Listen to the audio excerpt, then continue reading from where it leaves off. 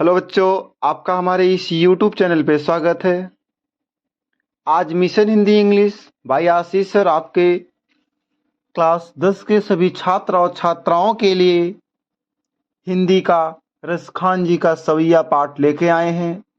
तो हम सभी अपने छात्र और छात्राओं से कहते हैं कि अपने 2023 के सेशन के लिए अच्छे से अच्छे नंबर को उठाने के लिए इसी चैनल पे जुटे रहिए। तो चलिए दोस्तों, रसखान जी का सवैया हम लोग सरल से सरल, आसान से आसान व्याख्या बताते हैं और आपको अच्छे से अच्छे अंक इस सेशन में मिल जाते हैं। ठीक है दोस्तों, तो चलिए दोस्तों हम सवैया पढ़ते हैं।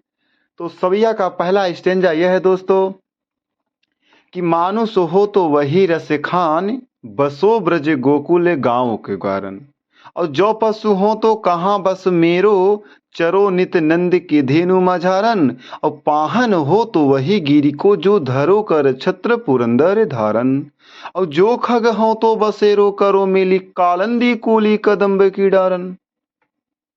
तो सबसे पहले दोस्तों प्रसंग, संदर्भ और व्याख्या देखते जाएं। तब तो सबसे पहले हम संदर्भ लिखते हैं कि प्रस्तुत पद्यांश हमारी पाठ्य पुस्तक हिंदी के सवैया नामक पाठ से लिया गया है। इसके रचयिता रसखान जी हैं। ये तो सभी का आपका संदर्भ होगा दोस्तों। अगर इस चीज का प्रसंग देखना होगा तो इस पद में रसखान ने पुनर्जन्म माने अर्थात अपने अगले जन्म में विश्वास व्यक्त किया है कि अगर अगले जन्म में श्री कृष्ण के जन्मभूमि अर्थात ब्रज में जन्म लेने या उनके समीप ही रहने की कामना की है। तो चलिए दोस्तों व्याख्या चलता है कि मानसु हो तो वही रस खान, बसो ब्रज गोकुल गांव के ग्वारन। रसखान कवि कहते हैं कि हे भगवान श्री कृष्ण, यदि मैं अगला जन्म अर्थात मैं मृत्यु के बाद अगले जन्म में यदि मनुष्य के रूप में जन्म प्राप्त करूं, मानस माने होता है दोस्तों मनुष्य, हो माने हो तो माने तो वही माने वही, रसखान माने रसखान, वही रसखान कहते हैं कि मानस हो तो यदि मेरा अगला जन्म मनुष्य का हो तो बसो माने निवास करना चाहता हूं। ब्रज माने होता है उस ब्रज भूमि अर्थात गोकुल माने गोकुल के ग्वालाओं के ग्वारन के बीच मध्य निवास करूं। भाई मानुष हो तो वही रस खान, वही रस खान जी कहते हैं कि यदि मेरा अगला जन्म मनुष्य का होगा तो बसो माने निवास करना चाहता हूं, ब्रज माने ब्रज भूमि के गोकुल के गांव के बीच। और जो पशु हो तो कहां बसु मेरा, चरो नित नंद की धेनु मझारन। कह रहे हैं यदि मैं पशु की जन्म ग्रहण करूं, यदि मैं जो पशु हो तो कहो बसु मेरा, और यदि मेरा अगला जन्म पशु का होता है तो कहां बसु मेरा, कहां निवास करूंगा, चरो नित नंद के धेनु मझारन। हाँ भाई फिर भी मेरी इच्छा है कि मैं चरो माने चरना चाहता हूं, नित नंद माने नंद बाबा के गायों के बीच, धेनु माने गाय, मझारन माने मध्य। भाई यदि मेरा अगला जन्म पशु का होगा तो बसेरो तो कर नहीं पाएंगे, हाँ लेकिन फिर भी मेरी इच्छा है कि मैं नंद जी के गायों के बीच चरना चाहता हूं। कवि ने कहा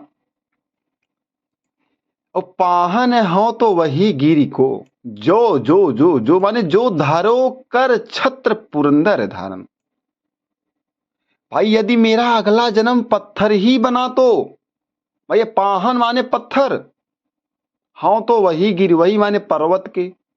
भाई यदि मेरा अगला जन्म मनुष्य का नहीं होता है, पशुओं का भी नहीं होता, यदि पाहन का होता है, पत्थर का जन्म होता है तो उसी गिरि पर्वत का होना चाहिए जो जो माने धरो माने धारण कर लिए थे, कर माने हाथों से, छत्र पुरंदर धर माने भगवान श्री कृष्ण इंद्र के घमंड को चूर करने के लिए।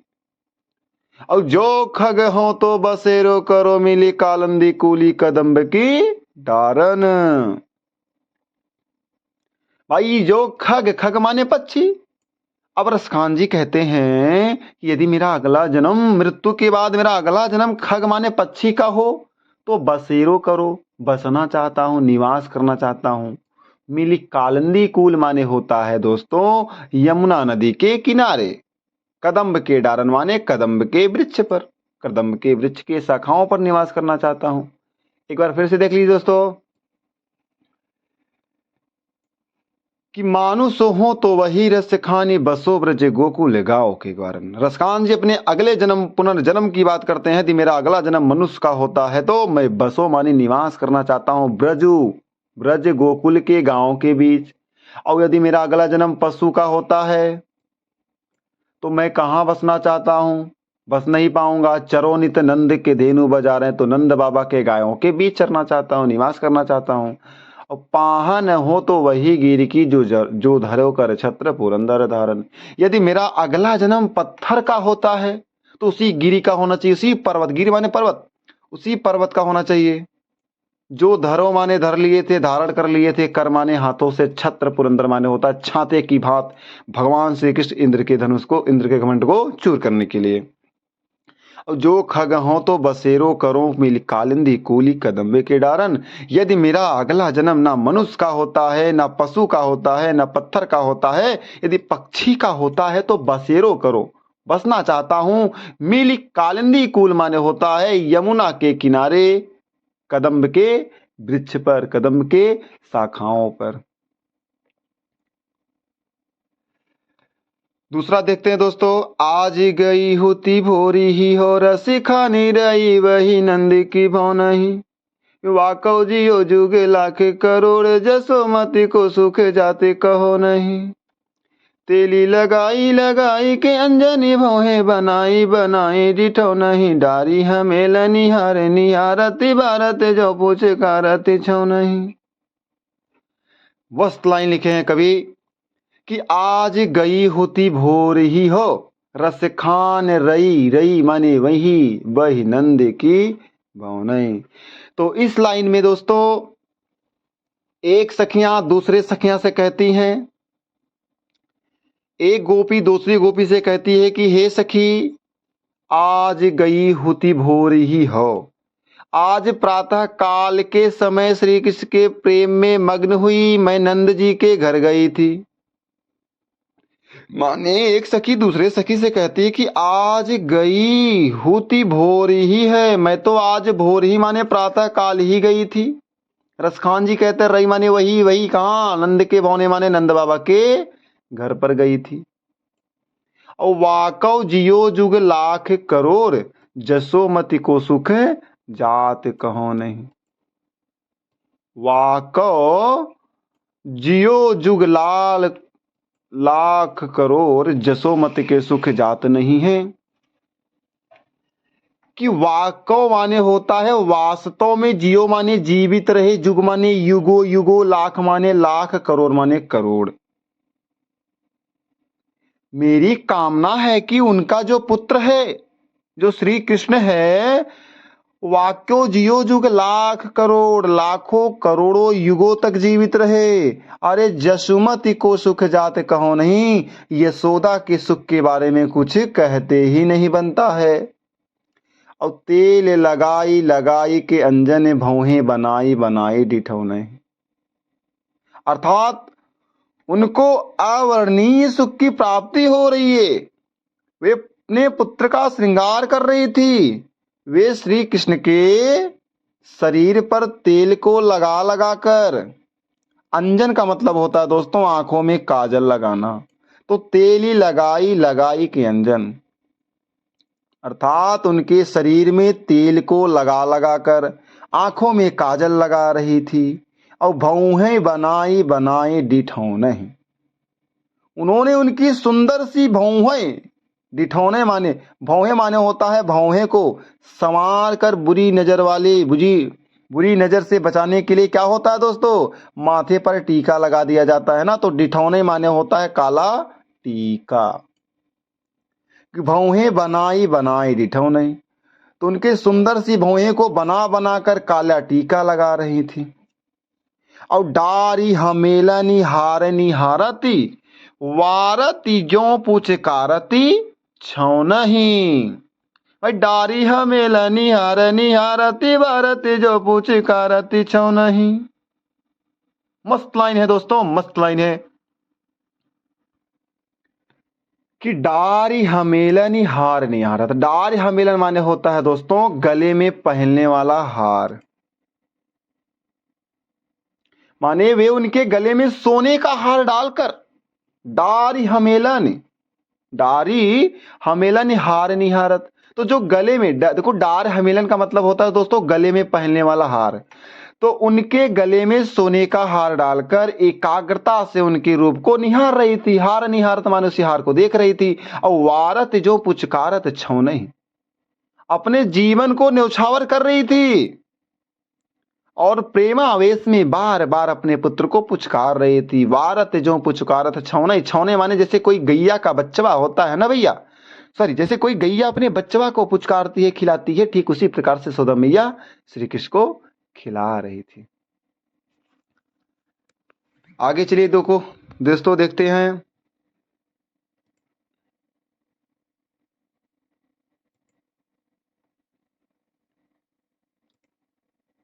तीसरा देखते हैं दोस्तों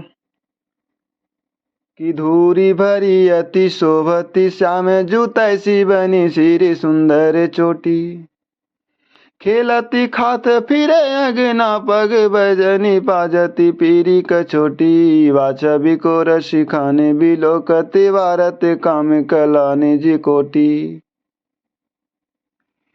और काग के भागे बड़े सजनी हरी हाथों से लो गए माखन रोटी, काग के भागे बड़े सजनी हरी हाथ से ले गयो माखन रोटी। काग के भाग बड़े सजनी हरि हाथ सो ले गए माखन रोटी। तो धूरी भरे अति शोभती श्याम जो तैसी बनी सिर सुंदर चोटी, और खेलते खाते फिरे अगनी पग पैजनी बाजती पीरी कछोटी, और वा छवि को रसी खाने बिलोकती वारत काम कला निज कोटी। अरे काग के भाग, काग माने कौआ, काग के भाग बड़े सजनी हरि हाथ सो ले गयो माखन रोटी।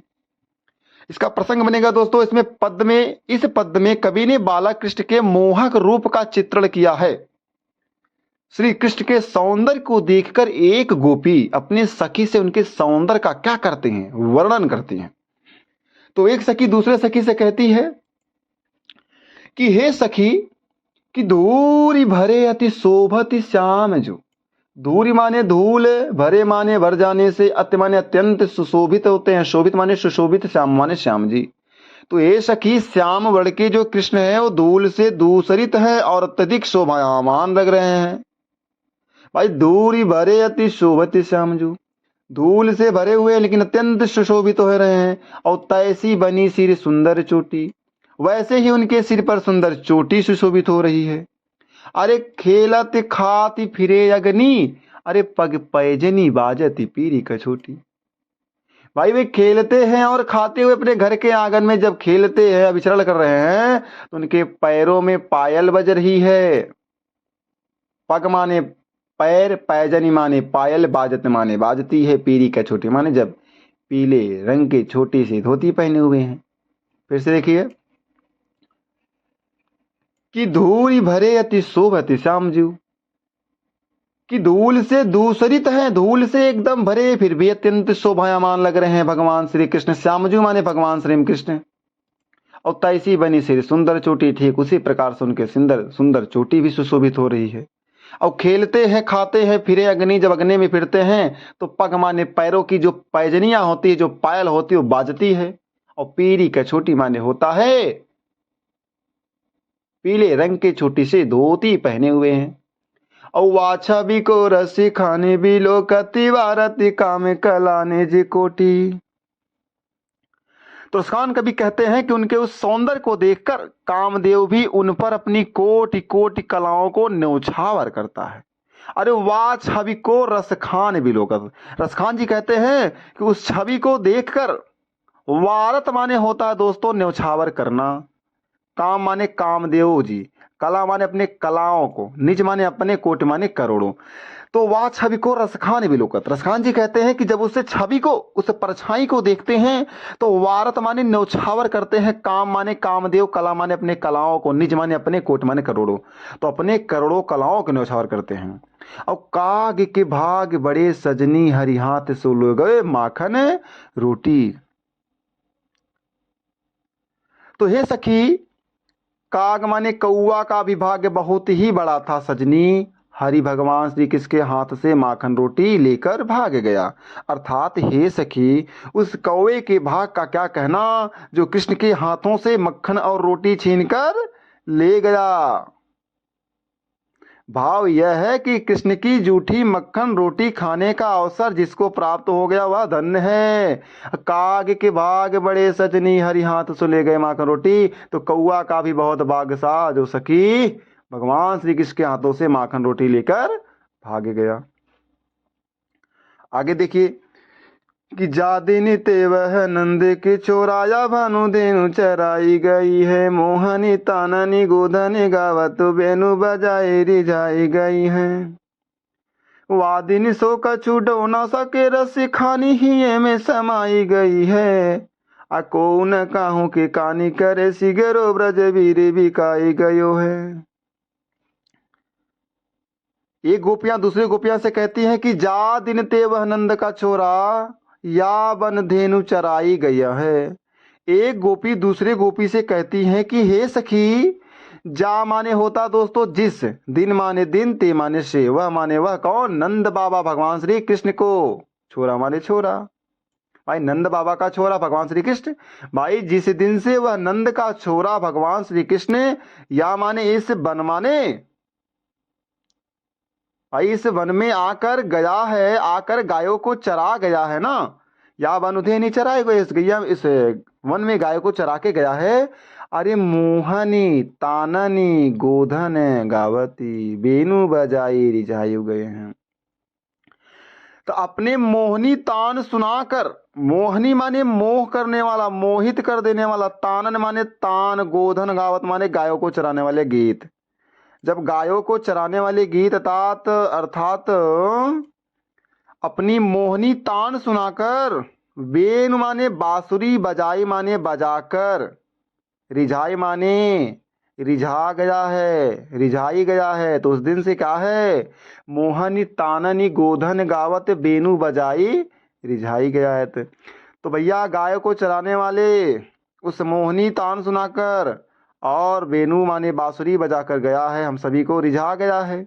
और वाह दिन सो कछु टोना सोके, माने वाह माने उस दिन से ऐसा लगता है कुछ टोना से कर गया है। वाह माने उस दिन से ऐसा लगता है कछु टोना से कर गया है। और रसखान हिये में समाई गए हैं। भाई ऐसा लगता है कि कोई जादू सा करके हमारे मन में बस गया है। रसखान जी कहते हैं कि ये माने हृदय में समाई माने समा गए हैं।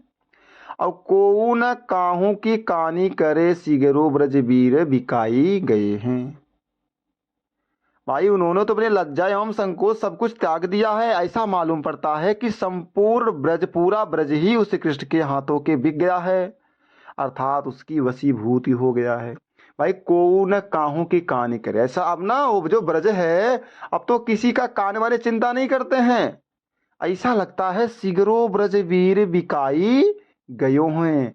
सारे ब्रजवासी, सारे ब्रज के जो वीर हैं, सबके सब श्री कृष्ण के प्रेम में दीवाना हो गए हैं, उन्हीं के प्रेम में पागल हो गए हैं। तो ये था दोस्तों आपका चौथा। चलते हैं दोस्तों अगला देखते हैं। कान्हे भये बसे बांसुरी के, अब कौन सखी हमको चाहिए। अरे निशिद से रहो संग साथी, लगी यह सौतीन ताप मन क्यों सही। जिन्हें मोही लियो मने मोहनी को, रसी खानी सदा हमको दई है। मिली आओ सबे सखी भागे चले, अब तो ब्रज में बसे बांसुरी रही हैं। एक सखी दूसरे सखी से कहती है दोस्तों, पहले तो प्रसंग देखो दोस्तों कि इस पंक्ति में श्री कृष्ण के वंशी प्रेम एवं गोपियाओं के उसके प्रति सौतियां डाह का सजीव वर्णन किया गया है। बस लाइन दोस्तों, एक सखी दूसरे सखी से यही वर्णन करती है कि कान भये बसु बांसुरी के, अब कौन सखी हमको चाहिए। हाँ, अरे निसदौस माने दिन रात, निसदौस रहे संग साथ लगी, यह सौतिन तापन क्यों सहिए। जिन मोहि लियो मनमोहन को, अरे जिन्होंने मनमोहन भगवान श्री कृष्ण को ही मोहित कर लिया।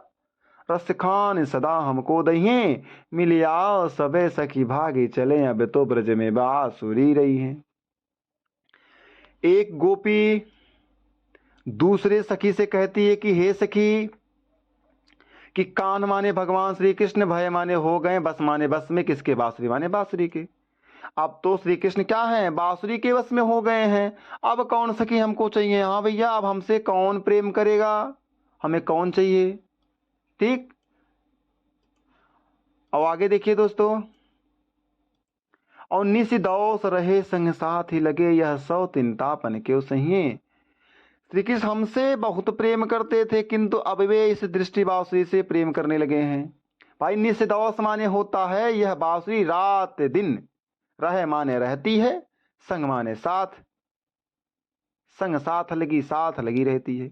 भाई निशिदौस रहे संग साथ लगी, दिन रात साथ में ही लगी रहती है बांसुरी। अरे यह सौतन तापन क्यों सही है। हाँ, यह सौतन तापन क्यों सही है भैया। यह अब गोपी रूप सौत की ईर्ष्या के संताप को क्यों सहन करेगी। अरे यह सौतन को हम क्यों सहे भैया। अरे जिन मोही लियो मनमोहन को, अरे जिस बांसुरी ने हमारे मन को मोहन वाले, भाई जिस बांसुरी ने हमारे मन को मोहने वाले कृष्ण को अपने प्रेम से मोहित कर लिया है। हाँ, अरे जिन मोह लियो मनमोहन, जिन्होंने मन को माने, जिन्होंने मनमोहन माने भगवान श्री कृष्ण को ही मोहित कर लिया है। रस खान सदा हमको दई है, वह हमें सदी ईर्ष्या से जलाती है। रसखान जी कहते हैं सदा हमको दई है माने जलाएगी। अब तो सदा हमको क्या होगा, सदा के लिए, प्राचीन काल के लिए क्या हो जाएगा, हमको जलाएगी। अरे मिली आओ सखी सभी भागी चले, अब तो ब्रज में बांसुरी रही है। तो एक सखी कहती है कि आओ हम सब क्या करते हैं, मिलकर ब्रज छोड़कर अन्यत्र चले कोई, क्योंकि यहाँ अब केवल बांसुरी ही रह सकेगी। भाई मिल आओ सबे सखी भाग चले। एक सखी दूसरे सखी से कहती है कि हे सखी, भाई अब तो यह बांसुरी जो है इस कृष्ण कृष्ण श्री कृष्ण को मनमोहित कर ली है, अपने मोह में कर ली है। तो ऐसा करते हैं सखियां, हम सब क्या करते हैं, यहाँ से भाग चलते हैं। मिल आओ सखी, हम भाग चलते हैं। अब तो ब्रज में बांसुरी रही, अब तो ब्रज में कौन रहेगा, सिर्फ बांसुरी ही रहेगा। ठीक दोस्तों, आगे देखिए, आगे का लाइन है, मोर पखा सिरी ऊपर राख्यों, गुंज की माली गरे पहिरोंगी, और ओढ़ पितंबर लय लकुटी बन गोधन ग्वारन संग फिरोंगी। अरे बावती ओही मेरो रस खानी, सो तेरी कहें सब स्वांग करूंगी, और या मुरली मुरली धर की यदराना धरी यदराना धरूंगी। एक गोपियां दूसरी गोपियां से कहती हैं कि मोरी पखा सिरी ऊपर राखो, गुंज की माली गरे पहिरोंगी, ओढ़ी पीतम्बरी लैला कुटी बनी गोधन ग्वारन संग फिरोंगी, भावती ही मेरो रस खानी, सो तेरे कहे सब संग करूंगी।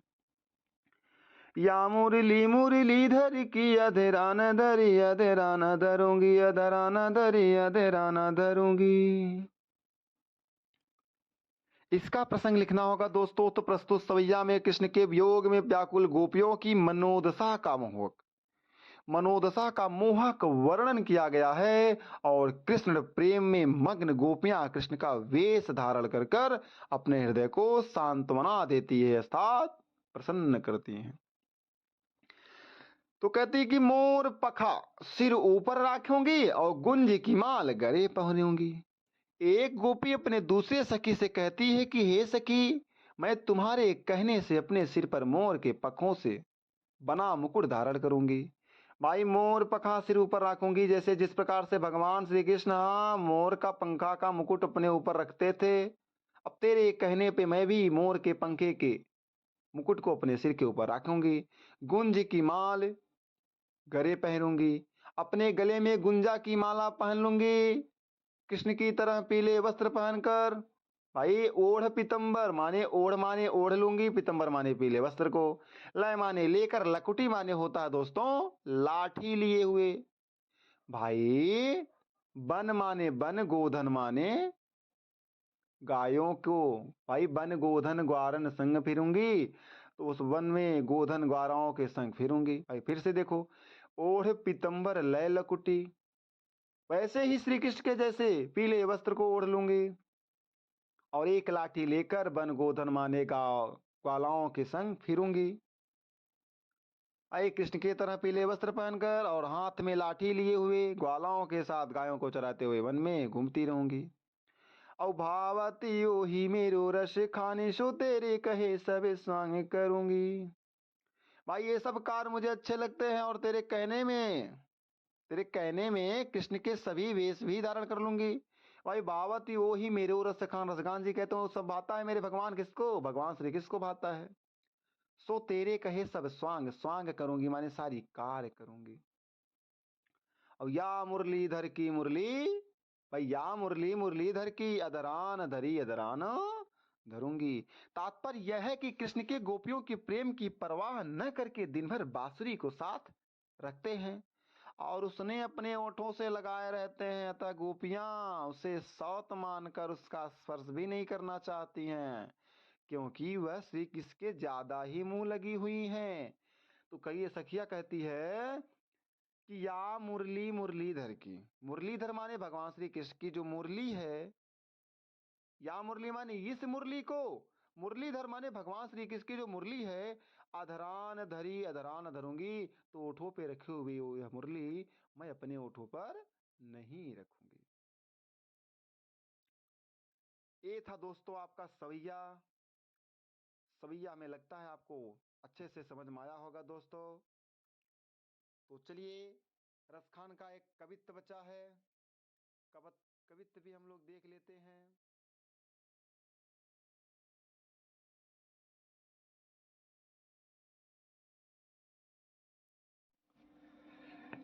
कवित्त देखिए दोस्तों कि गोरज बिराजे भाल लह लही बनमाल, आगे गैया पाछे ग्वाल गावे मृदु बानरी, तैसी धुन बांसुरी की मधुर मधुर जैसी, बंक चितवन मंद मंद मुस्कान री, कदम बिटप के निकट तटनी के तट, अटा चढ़ चाह पीत पट पहरान रे, और रस बरसावे तन तपन बुझावे, नयनन प्राणन रिझावे, वह आवे रस खान रे, वह आवे रस खान रे। तो प्रस्तुत पंक्तियां रसखान कवि द्वारा रचित सुजान रसखान से हमारी पाठ्य पुस्तक हिंदी के काव्यखंड में संकलित कवि शीर्षक से अवतरित है। इसका प्रसंग होगा दोस्तों इन पंक्तियों में साय के समय, शाम के समय वन से गायों के साथ लौटते हुए कृष्ण की अनुपम शोभा का वर्णन एक गोपी अपने सखी से कर रही है कि गोरज बिराजे भाल लह लही बनमाल। गोपी कहती है कि हे सखी, वन से गायों के साथ लौटते हुए कृष्ण के मस्तक पर गायों के चलने से उड़ी धूल सुशोभित हो रही है। भाई गोरज माने गायों के, बिराजे माने विराजमान हो रही है, भाल माने मस्तक पर, लह लही माने होता शोभयान, बनमाल माने होता है वन की तरफ से लौटते हैं। गोरज बिराजे गायों के खुरों से उड़ी धूल, बाल भाल माने मस्तक पर, लहलई माने सुशोभित हो रही, बनमाल माने वन से। भाई वन से जब गायों लौटती हैं, कृष्ण भगवान के सभी चेलाएं जब लौटते हैं तो क्या होता है, तो गोरज बिराजे भाल लह लही बनमाल। गोरज माने गैयों को खुर से, बिराजे माने सुशोभित होता है, बाल माने मस्तक पर, लहलई माने सुंदर, मनवाल माने वनों के। आगे गैया पाछे ग्वाल गावे मृदुबान रे। पहला नहीं समझ में आया दोस्तों, फिर से देखो कि गोरज बिराजे भाल लह लही बनमाल। भाई मस्तक पर किसके, श्री कृष्ण के मस्तक पर गायों को चलने से उड़ी धूल सुशोभित हो रही है और उनके गले में वन के पुष्पों की माला बड़ी हुई है, बनमाल माने वन की माला पड़ी हुई है। आगे गैया पाछे ग्वाल गावे मृद बान रे। कृष्ण के आगे आगे गाय चली आ रही है, पीछे पीछे मधुर स्वर में गीत को गाते हुए ग्वाल बाल चले आ रहे हैं। भाई आगे गैया हैं, पाछे ग्वाल बालाएं हैं, गावे गाते रहे हैं, मृद माने कोमल, बान माने वाणी सी, तैसी धुन बांसुरी की मधुर मधुर जैसी। भाई जितनी मधुर और बाकी श्री कृष्ण की चितवन है, जितनी मधुर और बाकी श्री कृष्ण की चितवन है, उतनी ही बाकी उनकी धीमी धीमी मुस्कान है। भाई तैसी धुन बांसुरी की मधुर मधुर जैसी, भाई जैसे मधुर मधुर बांसुरी की धुन है, ठीक वैसे ही बक माने होता है तिरछी चितवन माने नेत्र, मंद मंद मुस्कान, वैसे से मुस्कान भी है। कदम बिटप के निकट तटनी के तट,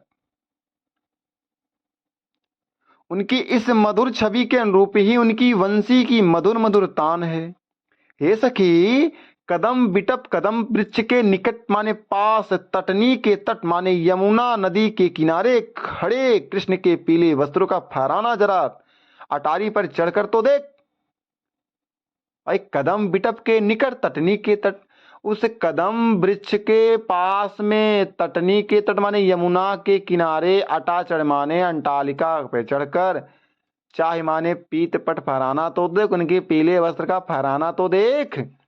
अरे रस बरसावे रस बरसा रहे हैं, तन तपन तन को नष्ट कर रहे हैं, बुझावे नयन नयन को बुझा रहे हैं, प्राणन रिझावे प्राणों को रिझा रहे हैं, वह आवे रस खान रे, रस खान जी कहते हैं वह श्री कृष्ण ही आ रहे हैं। फिर से देख लो दोस्तों,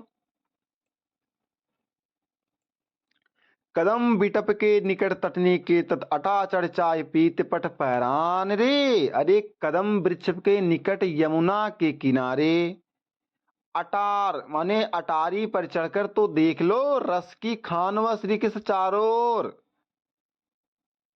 भाई रस, अटाचड़ चाय पीत पट फहरान रे, पीले वस्त्र का फहराना तो देख।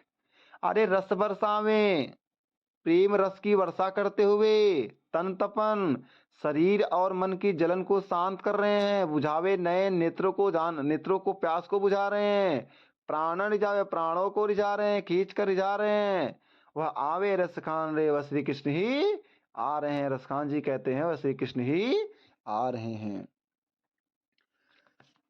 तो दोस्तों आपका सवैया और कवित्त एक ही साथ हम आपके वीडियो में दे दिए हैं। दोस्तों आप सभी से यही हम कहेंगे दोस्तों, यदि वीडियो हमारी अच्छी लगी हो, यदि आप हमारे चैनल पे नए हो तो सबसे पहले दोस्तों आप मेरे चैनल को सब्सक्राइब करिएगा, बेल आइकन को प्रेस करिएगा, ताकि ऐसे ही वीडियो आप तक पहुंचते रहे और ऐसे ही वीडियो हम आप तक ऐसे पहुंचाते रहें। तो चलते हैं दोस्तों, इसके लिए धन्यवाद। यहाँ तक मिलते हैं आपको अगले वीडियो में।